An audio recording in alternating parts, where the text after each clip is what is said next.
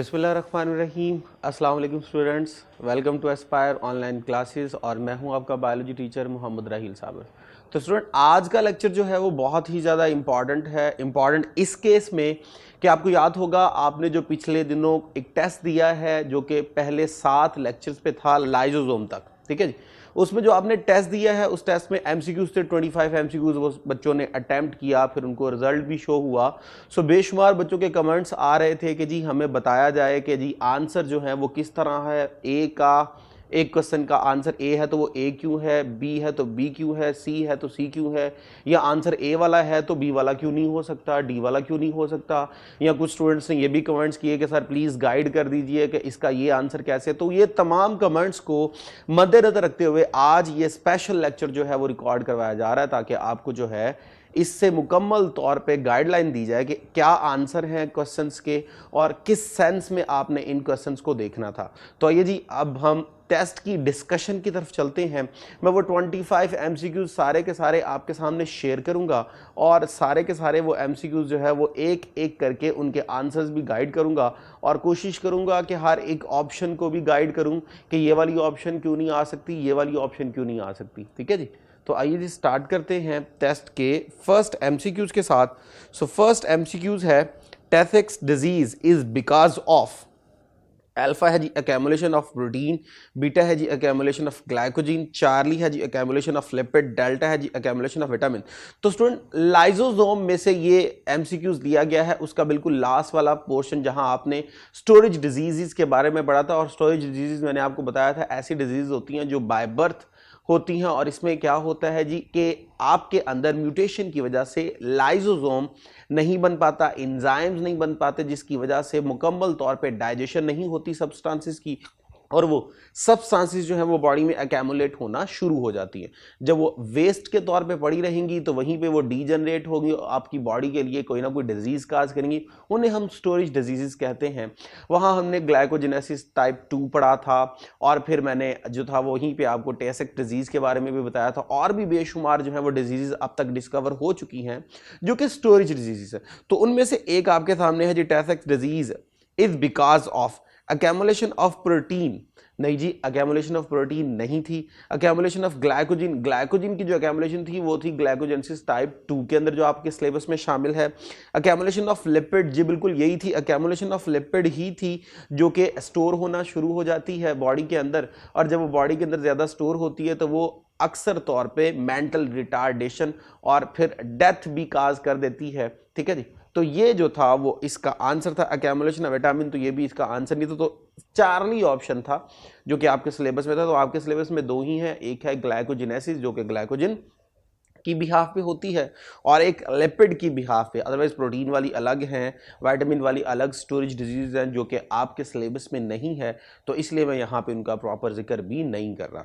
आइए जी next MCQs की तरफ चलते हैं। MCQs number 2, modification of protein and lipid as a glycopeptide and lipoprotein. तो अगर आप गौर कीजिए, ग्लाइकोपेप्टाइड यानी ग्लूकोज और प्रोटीन के यानी अमाइनो एसिड सब यूनिट यहां पे आके इन्वॉल्व हो रहे हैं। तो प्रोटीन और ग्लूकोज यानी कार्बोहाइड्रेट को मिलाया जा रहा है, लिपोप्रोटीन यानी लिपिड और प्रोटीन को मिलाया जा रहा है यानी ग्लाइकोलिपिड और ग्लाइकोप्रोटीन बनाए जा रहे हैं। तो वो कौन बनाता है? इनकी ऑप्शन देखते हैं जी। राइबोसोम्स, आपको याद होगा राइबोसोम्स तो प्रोटीन बनाता था। गॉल्जी अपरेटस, गॉल्जी अपरेटस अगर आपको याद हो तो आपने कहा था एंडोप्लाज्म रेटिकुलम जो है उसके दो थे, एक एसईआर फेज था और एक आरईआर था। स्टूडेंट, जो एसईआर थे आपने कहा था वो नॉन ग्रैनुलर है, उसके ऊपर राइबोसोम नहीं होते। जो आरईआर है उसके ऊपर राइबोसोम होते हैं, राइबोसोम बनाते हैं प्रोटीन। तो अब आरईआर प्रोटीन बनाने में इन्वॉल्व है और एसईआर आपको याद होगा आपने कहा था वो लिपिड का मेटाबॉलिज्म कर रहा होता है, लिपिड वगैरह की फॉर्मेशन कर रहा होता है। अब एक तरफ से प्रोटीन है और एक तरफ से क्या है, एक तरफ से लिपिड है, दोनों से बर्ड आते हैं और वो बर्ड फाइनली किसको दे दिए जाते हैं? गोल्जी अपरेटस को। गोल्जी अपरेटस उनको रिसीव करता है और रिसीव करके उनको प्रोसेस करता है और प्रोसेस करके according to the demand of the body according to the need of the cell final product बनाता है। तो गोल्जी अपरेटस था जो कि प्रोटीन को फंक्शनली एक्टिव कर रहा होता है, प्रोटीन की जो वहां पीछे से फॉर्मेशन होकर आ रही है उसको प्रोसेस्ड फॉर्म में लेके आ रहा होता है, फिनिश प्रोडक्ट की फॉर्म में ले रहा होता है, या उसे प्रॉपर एक एंजाइम की फॉर्मेट में उसे कन्वर्ट कर रहा होता है, ये रिसीव कर रहा है लिपिड वगैरह को भी, तो ये ग्लाइकोलिपिड वगैरह बना रहा है, ये कार्बोहाइड्रेट भी रिसीव करता है तो ये ग्लाइकोलिपिड ग्लाइकोप्रोटीन, तो ये वाले जो फॉर्मेशन थी ये गोल्जी अपरेटस कर रहा होता है। तो यहाँ पे हमारे पास गोल्जी अपरेटस ही है। SER की तरफ आए तो SER आपको पता है स्मूथ एंडोप्लाज्मिक रेटिकुलम है, ये लिपिड बना के भेजता है फाइनल प्रोडक्ट, तो गोल्जी अपरेटस नहीं बनानी है। राइबोसोम तो प्रोटीन बना के भेजता है, फाइनल प्रोडक्ट तो गोल्जी अपरेटस नहीं बनानी है। तो फाइनल जो प्रोडक्ट बनती है वो गोल्जी अपरेटस की बिहाफ पे बनती है। ओके जी, नेक्स्ट आते हैं थर्ड की तरफ। Detoxification of harmful drugs is the function of. अब ड्रग्स जो आप रिसीव कर रहे हैं उनमें से बेशुमार ऐसी होती हैं जो बड़ी जो है वो टॉक्सिक होती हैं। अब उनकी डिटॉक्सिफिकेशन कौन खत्म करता है, या इसके अलावा कुछ और टॉक्सिक एजेंट आपने रिसीव कर लिया, जैसे कि फर्टिलाइजर वगैरह आपकी बॉडी में चला गया है, अल्कोहल वगैरह आपकी बॉडी में चली गई है, तो अब उनकी डिटॉक्सिफिकेशन कौन करता है आपके सेल के अंदर, यानी सेलुलर लेवल की बात हो रही है। अगर ऑर्गन लेवल की बात होती तो लीवर इसका आंसर था, ठीक है जी।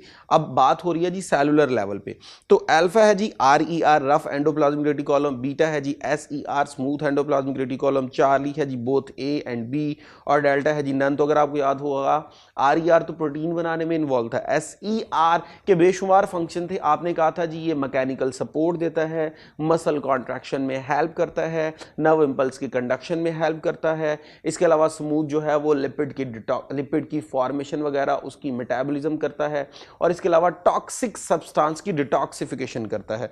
तो SER ही जो है वो इसका आंसर है। यही आपको MCQs बड़े और मैनर्स में भी आ सकता है। डिटॉक्सिफिकेशन की जगह यहाँ पे आपको वो बोल दे मैकेनिकल सपोर्ट कौन करता है, यहाँ पे वो आपको बोल दे कि लिपिड की मेटाबॉलिज्म कौन करता है, यहाँ पे आपको वो बोल दे, यहाँ पे वो आपको बोल दे कि जी मसल्स की जो है वो कॉन्ट्रैक्शन में कौन हेल्प करता है, नर्व इंपल्स की कंडक्शन में कौन हेल्प करता है। तो ये सारे का आंसर जो होगा वो क्या होगा, SER यानी स्मूथ एंडोप्लाज्मिक रेटिकुलम। आइए जी नेक्स्ट की तरफ चलते हैं। Which type of cell would probably be the most appropriate to study the chloroplast। अब आपको याद होगा क्लोरोप्लास्ट प्लांट का स्ट्रक्चर है, प्लास्टिड के अंदर आपने पढ़ा था, और आपने पढ़ा था कि इसके अंदर एक ग्रीन पिगमेंट होता है जिसे आप क्या बोलते थे, क्लोरोफिल, और इसकी बिहाफ पे पौधा क्या करता था, फोटोसिंथेसिस करता था। फिर आपने पढ़ा था क्रोमोप्लास्ट, आपने कहा था जी वो कलर देता है। एक आपने पढ़ा था ल्यूकोप्लास्ट, आपने कहा था जी कि वो फूड वगैरह को क्या कर रहा होता है, स्टोर कर रहा होता है, और इसमें पिगमेंट नहीं होते। तो ये आपने प्लास्टिड के अंदर पढ़ा था। आइए जी इसकी ऑप्शन देखते हैं। अल्फा है जी कंडक्टिंग सेल, तो कंडक्टिंग सेल तो जाइलम और फ्लोएम थे, ठीक है जी, उनका काम तो क्लोरोप्लास्ट से रिलेट नहीं था, फूड बनाने में नहीं था, तो ये कभी भी नहीं हो सकता। फोटोसिंथेटिक सेल जी बिल्कुल ये ही हो सकता है, लेकिन आगे मजीद पढ़ लीजिए और क्या है। पेरिसाइकिल सेल, स्टूडेंट अगर आप एनाटॉमी देखें उसकी जो है वो रूट की, तो रूट की एनाटॉमी के अंदर ये एक स्ट्रक्चर होता है पेरिसाइकिल, जो कि रिस्पॉन्सिबल होता है सेकेंडरी और टर्शरी रूट्स बनाने में। एक तो होती है प्राइमरी रूट, एक होती है सेकेंडरी और टर्शरी रूट्स। तो ये जो सेकेंडरी और टर्शरी रूट थी ये पेरिसाइकिल बना रहा होता है। अब रूट में तो फोटोसिंथेसिस नहीं हो रही, फूड तो ऊपर से नीचे आ रहा होता है रूट्स में, तो यहाँ पे भी फोटोसिंथेसिस नहीं होगी। ऑल ऑप्शन आर करेक्ट, ये तो कभी भी नहीं हो सकता। तो आपके पास एक ही बचता है, वो है फोटोसिंथेटिक सेल, क्योंकि क्लोरोप्लास्ट का जिक्र हो गया, क्लोरोफिल उसके अंदर होता है जो फोटोसिंथेसिस में इन्वॉल्व होता है। ये हो गया जी 4। 5 की तरफ चलते हैं। Cell wall consist of 1 main layer, 2 main layer, 3 main layer, 4 main layer. तो अगर आपको याद होगा बताया था 3 लेयर होती हैं, एक आपके पास प्राइमरी थी, एक आपके पास सेकेंडरी थी, और एक आपके पास मिडल लमेला थी, ठीक है जी। जो फर्स्ट ओरिजिनल होती है वो प्राइमरी होती है। With the passage of time जैसे जैसे सेल की ग्रोथ होती रहती है तो इनर साइड पे सेकेंडरी बनती है, जहां पे जो था वो पैक्टिन वगैरह और लिग्नन वगैरह ऐड होना शुरू हो जाता है, और वहाँ पे जो है वो और different inorganic organic substances add होना शुरू हो जाती हैं। जबकि वो जो था वो मिडल लमेला वो दो की प्राइमरी सेल वॉल को आपस में लिंक कर रहा होता है, यानी कि सिमेंटिंग मटेरियल वाला काम कर रहा होता है। तो यहाँ पे आंसर जो था वो 3 लेयर वाला था जी। नेक्स्ट हम बात करते हैं intake of solid food by the infolding of the cell membrane is called. तो ऑप्शन में आइए जी एक्सोसाइटोसिस, पिनोसाइटोसिस, फैगोसाइटोसिस। इनको मैं पहले एक्सप्लेन करता चलूँ। एंडोसाइटोसिस सेल मेम्ब्रेन का किसी भी चीज़ को इनफोल्ड करके इनटेक कर लेना, तो सेल मेम्ब्रेन अपने आप को इनफोल्ड करती है, किसी भी चीज को अपने अंदर इनटेक कर लेती है, ये आपके पास क्या कहलाता है? एंडोसाइटोसिस। अब वो जो चीज अंदर रिसीव हो रही है, इफ सॉलिड बाय नेचर तो phagocytosis, if liquid by nature तो पिनोसाइटोसिस। अब यहां पे अगर आप गौर कीजिए तो इनटेक ऑफ सॉलिड फूड है, अब बाय नेचर तो ये एंडोसाइटोसिस हो रही है, लेकिन हमने उसे क्लासिफाई किया था सॉलिड होगा तो फैगो, लिक्विड होगा तो पिनो, तो यहां पे आपके पास क्या आएगा जी? फैगोसाइटोसिस, क्योंकि सॉलिड बाय नेचर है। तो आइए नेक्स्ट की तरफ चलते हैं। The structure within a cell that distinguish the cell as being eukaryote and prokaryotic is. So student, हमारे चैप्टर 4 का आखिरी टॉपिक भी यही है। तो यूकैरियोट और प्रोकैरियोट में दोनों में डिफरेंस किस बेस पे किया जाता है? नंबर 1, राइबोसोम दोनों में होते हैं, हाँ, एक में 70 और एक में 80। तो राइबोसोम की बेस पे तो डिफरेंस हो सकता है, लेकिन प्रेजेंस की बेस पे तो नहीं हो सकता, प्रेजेंस तो दोनों में है। सेल मेम्ब्रेन, तो सेल मेम्ब्रेन भी दोनों में होती है, यूकैरियोट्स में भी होती है, प्रोकैरियोट्स में भी होती है, सिर्फ कॉम्पोजिशन का फर्क होता है कोलेस्ट्रॉल का। आई जी सेल वॉल भी दोनों में होती है। न्यूक्लियस, तो न्यूक्लियस में जो है ये मेन चीज है जो एक में होती है एक में नहीं होती। अगर देखा जाए तो पीछे वाली तीनों चीजों की बेस पे भी आप डिफरेंस कर सकते हैं, लेकिन तीनों चीजें जो थी वो दोनों में प्रेजेंट है। लेकिन न्यूक्लियस एक वाहद ऐसी चीज है जो एक में है एक में नहीं है, यानी यूकैरियोट में होता है प्रोकैरियोट में होता है। तो प्रोप्रिएट, मोस्ट अप्रोप्रिएट आपके पास आंसर यही बनेगा। हालांकि पिछले 3 भी हो सकते हैं, लेकिन वो इसलिए यहां पे रिजेक्ट हो गए क्योंकि वो स्ट्रक्चर दोनों में है। तो अब एक स्ट्रक्चर यहां पे आ गया जो एक में है एक में नहीं है, तो सबसे ज्यादा जो क्लियर डिफरेंस क्रिएट कर रहा है वो न्यूक्लियस कर रहा है। आइए जी नेक्स्ट 8 की तरफ चलते हैं। Lysosome have single layer membrane, double layer membrane, 3 layer membrane और नो मेम्ब्रेन। तो स्टूडेंट, लेक्चर्स के अंदर मैं साथ साथ बताता रहता था कौन सा सिंगल है कौन सा डबल है। तो लाइसोसोम आपके पास, ग्लाइऑक्सिसोम आपके पास, पैरोक्सिसोम आपके पास, वैक्यूल आपके पास, ये सारे जो थे वो सिंगल मेम्ब्रेन थे। तो यह भी आपके पास जो है वो क्या है? सिंगल मेम्ब्रेन स्ट्रक्चर है। ठीक है जी। आइए जी 9 की तरफ चलते हैं। प्लांट सेल वॉल, तो ऑप्शन है जी provide rigidity to the cell, बिल्कुल रिजिडिटी तो देती है क्योंकि एक रिजिड स्ट्रक्चर है, डेड स्ट्रक्चर है, तो रिजिडिटी तो दे सकता है। मेंटेन सेल शेप, बिल्कुल ऐसा है, सेल की शेप को भी ये क्या करता है? मेंटेन करता है, क्योंकि डेड स्ट्रक्चर है, किसी किस्म का कोई चेंज नहीं आता। जब चेंज नहीं आता तो एक प्रॉपर शेप क्या रहती है? Maintain. Prevent expansion of the cell, जी बिल्कुल ऐसा भी होता है। अब देखिए ना, अगर आप अपने एनिमल सेल की बात कीजिए तो जैसे ही उसके अंदर एंडोस्मोसिस होना शुरू होती, पानी अंदर आना शुरू होता, तो सेल जो है जैसे वो रिजिडिटी में जाता तो वो बर्स्ट कर जाता है, क्योंकि सराउंडिंग में सेल वॉल नहीं है जो उसकी ओवर एक्सपेंशन को प्रिवेंट करे। लेकिन यहां अगर हम बात करें प्लांट के सेल की, तो जब एक्सटर्नल एनवायरनमेंट से पानी अंदर आएगा, जिसे आप एंडोस्मोसिस कहते हो, और सेल जो है वो क्या होना शुरू होगा? रिजिड होना शुरू होगा, फूलना शुरू होगा। तो उस दौरान बाहर सेल वॉल होती है जो उसके ऊपर एक स्पेसिफिक फोर्स एग्जर्ट करती है ताकि उसकी ओवर एक्सपेंशन को क्या किया जाए? प्रिवेंट किया जाए, रोका जाए। तो ये वाली ऑप्शन भी ठीक है। तो ए बी सी आल, तो बिल्कुल जी आल ही बनती है, सारी बातें बिल्कुल ठीक है। आइए जी नेक्स्ट 10th की तरफ चलते हैं। SER is abundant in the cells that are involve in. तो SER के पहले आप फंक्शन जो है वो रिकॉल कर लीजिए। मसल कॉन्ट्रैक्शन में हेल्प करना, इसके अलावा नर्व इंपल्स वगैरह को फ्लो करवाने में हेल्प करना, इसके अलावा जो है वो डिटॉक्सिफिकेशन ऑफ टॉक्सिक सब्सटेंस करना, लिपिड की मेटाबॉलिज्म करना, लिपिड से रिलेटेड जो सब्सटेंस हैं, कोलेस्ट्रॉल वगैरह बनाना, स्टीरॉयड वगैरह बनाना, ये सारा इसका काम है। आइए देखते हैं क्या करता है लिपिड मेटाबॉलिज्म। जी बिल्कुल फर्स्ट ऑप्शन तो ही ठीक नजर आ रही है, लेकिन देखते हैं कि आगे वाली ऑप्शन वही है। प्रोटीन मेटाबॉलिज्म, जी बिल्कुल ये तो नहीं हो सकती क्योंकि ये RER कर रहा था। ग्लूकोज मेटाबॉलिज्म, नहीं जी, ये तो गोल्जी अपरेटस जब रिसीव करता है तो वो लिपिड प्रोटीन सबको इकट्ठा करना शुरू कर देता है। कैल्शियम मेटाबॉलिज्म, नहीं बिल्कुल ये भी नहीं था। तो पहली ही ऑप्शन आपके पास बचती है जी लिपिड मेटाबॉलिज्म। ठीक है जी। आइए जी नेक्स्ट चलते हैं हम जी 11 की तरफ। The transport vesicle from endoplasmic reticulum यानी ER fuse with the dash of the Golgi apparatus. तो स्टूडेंट, अगर आपको याद होगा तो गोल्जी अपरेटस के 2 आपको बताए गए थे कि जी 2 फेज होते हैं। एक जहां से वेजिकल रिसीव करता है और वहां पे वेजिकल जो है फ्यूज होकर एक नई सिस्टर्नी बनाते हैं, और एक वो जगह थी जहां से एक सिस्टर्नी ब्रेक हो जाती है छोटे छोटे जो है वो वेजिकल के अंदर, जिन्हें आपने गोल्जी वेजिकल कहा था।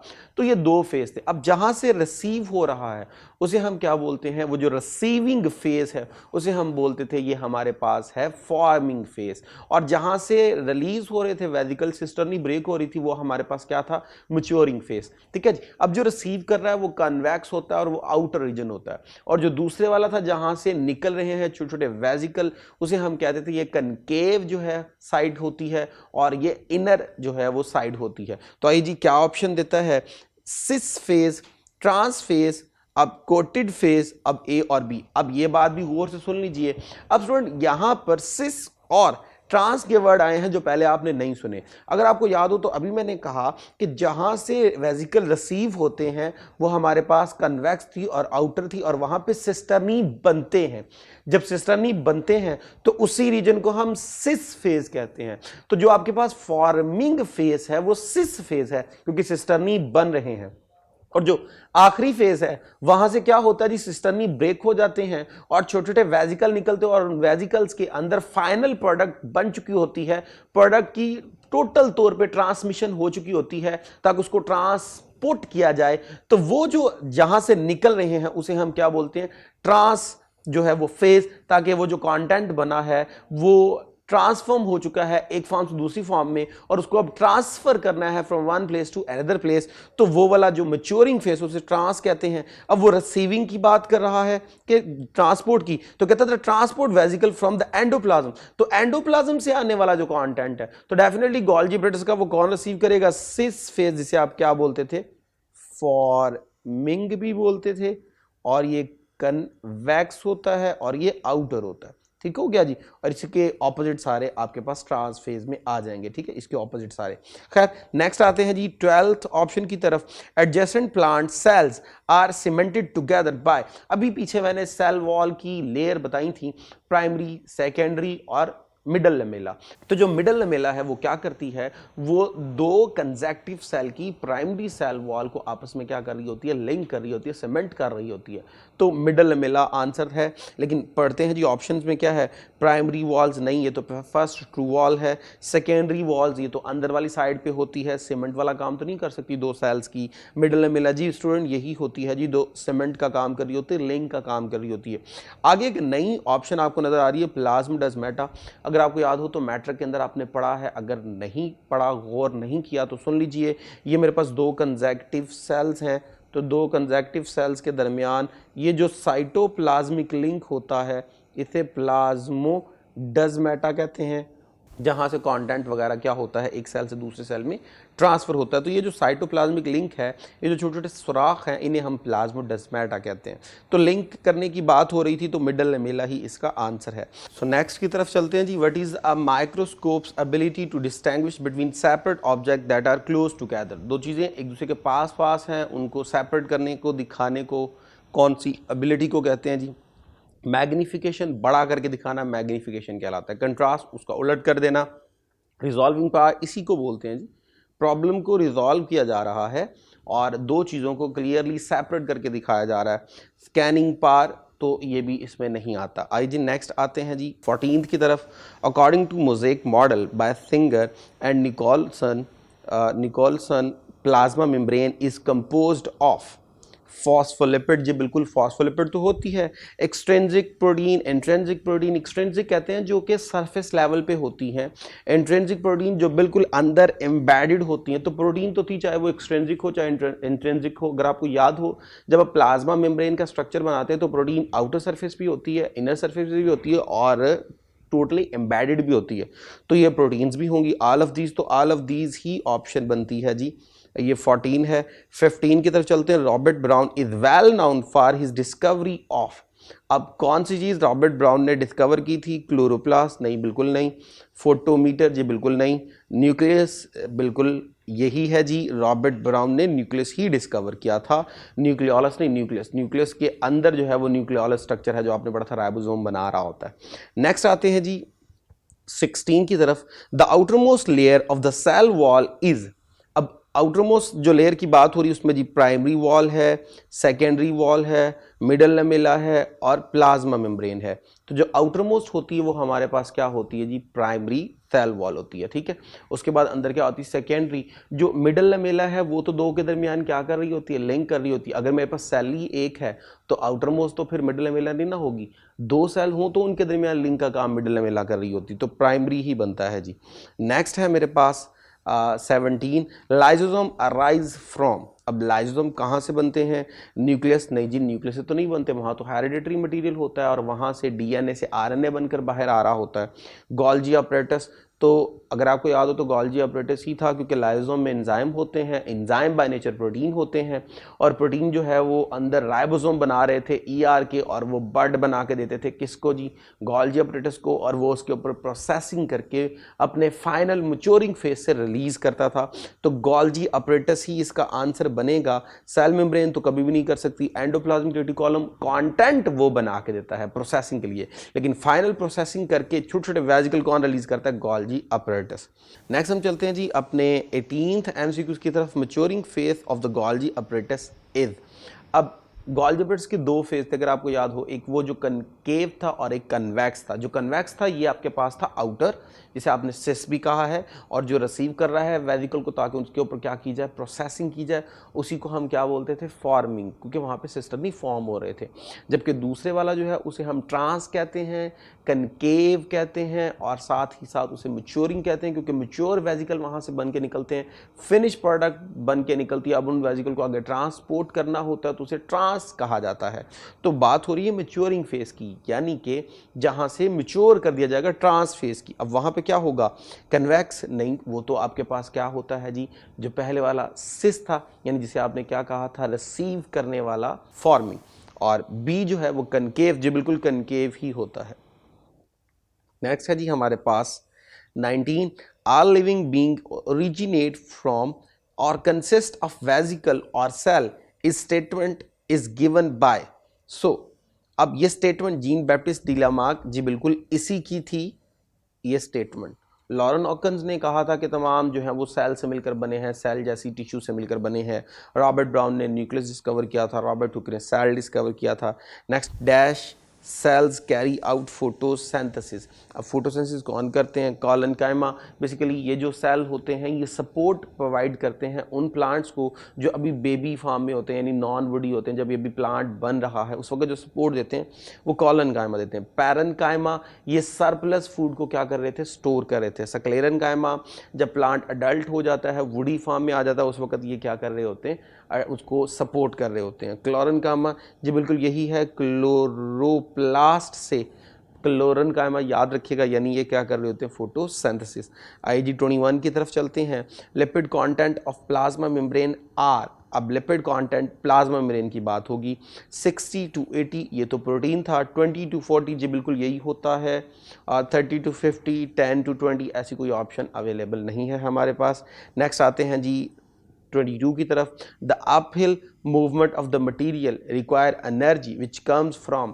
अब uphill stands for against the concentration gradient. Against the concentration gradient mean content move करेगा from the area of low concentration to the area of high concentration. तो डेफिनेटली इसके लिए एनर्जी चाहिए, तो एनर्जी कौन देगा, ATP यूज होगा। तो गोल्जी बॉडी नहीं, ये तो आपको फाइनल प्रोडक्ट बना के देता है सिक्रीशंस वगैरह की। साइटोप्लाज्म, इसके अंदर तो सारे ऑर्गेनली फ्लॉट कर रहे थे। ATP जी बिल्कुल यही होता है, ATP ही होता है जो कि कर रहा होता है एनर्जी की सप्लाई। एंडोप्लाज्मिक रेटिकुलम जी बिल्कुल ये भी नहीं। नेक्स्ट आते हैं 23 की तरफ। Dash is the first to be form between the primary wall of the neighbouring cells. तो नेबरिंग सेल्स की जो प्राइमरी सेल वॉल है उसके बाद फर्स्ट कौन बनता है, तो मिडल लेमेला बनता है जी, ताकि वो उनको सीमेंट करे, नेबरिंग सेल्स को आपस में कनेक्ट करे। तो साइटोप्लाज्म बिल्कुल नहीं है, तो सेल के अंदर है, उसने बिटवीन सेल कहा है। प्राइमरी वॉल ये तो हर सेल की अपनी अपनी होती है, दो नेबरी सेल की प्राइमरी सेल वॉल के दरमियान की बात हो रही है। सेकेंडरी वॉल नहीं, ये हर सेल के अंदर होती है, प्राइमरी से भी अंदर वाली जानी, तो मिडल लेमेला ही इसका आंसर है। नेक्स्ट है जी 24, कोलाइडल सोल्यूशन में बी सोल। तो सोल नेक्स्ट है जेल, नेक्स्ट है विस्कस, ऑल ऑफ दीज। तो अगर आपको याद हो साइटोप्लाज्म, तो कोलाइडल को हमने सोल में भी डिवाइड किया था, जेल में भी डिवाइड किया था, और हमने कहा था जेल जो होता है वो अच्छा खासा विस्कस होता है। तो ऑल ऑफ दीज ऑप्शन ही बनती हैं जी इसकी। नेक्स्ट आते हैं 25 की तरफ। A group of ribosomes attach to the mRNA is called, ribosome में से है नंबर अल्फा ऑप्शन है जी लाइजोसोम, बीटा है जी पॉलीसोम, चार्ली है जी डिक्टायोसोम, और डेल्टा है जी क्रोमोसोम। तो ऑप्शन आपके पास पॉलीसोम है जी, जिसमें आपने कहा था जी ये मेरे पास mRNA है, ये लार्जर यूनिट, ये स्मॉलर, ये लार्जर, ये स्मॉलर, ये लार्जर, ये स्मॉलर, राइबोसोम जुड़े और ये प्रोटीन बनना शुरू हो गई, ये मेरे पास mRNA। तो इसे अपने पॉली राइबोसोमी या पॉलीसोम कहा था। स्टूडेंट यहाँ पे आपने एक वर्ड सुना डिक्टायोसोम। अब ये डिक्टायोसोम क्या होता है? जो गोल्जी अपरेटस है ना, प्लांट्स में गोल्जी अपरेटस को डिक्टायोसोम कहते हैं, ठीक है जी। तो याद रखिएगा प्लांट्स में गोल्जी अपरेटस को डिक्टायोसोम कहते हैं। तो स्टूडेंट आप सबके बहुत ज़्यादा कमेंट्स की बिहाफ पे ये स्पेशल लेक्चर जो था वो दिया गया। तो होप सो आपको सारे एमसीक्यूज़ क्लियरली समझ आ गई होगी, और कौन सा आंसर है कौन सा नहीं है ये भी आपको अच्छे से समझ आ गई। अब तक के लिए इतना ही। नेक्स्ट लेक्चर के लिए इजाज़त दीजिए। अल्लाह हाफिज़।